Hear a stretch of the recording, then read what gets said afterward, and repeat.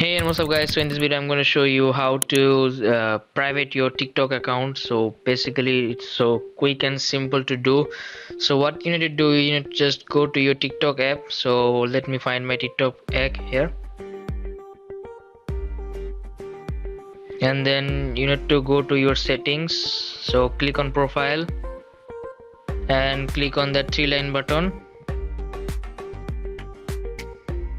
and go to your privacy.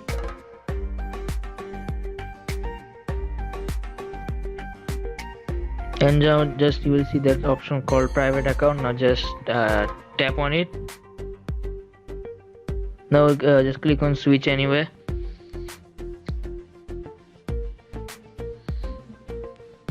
So it will switch to your personal account. Now just click again on that private account option, and now you see that green tick will come. So that's how you private your TikTok account. So thank you so much for watching guys. I will see you in the next video.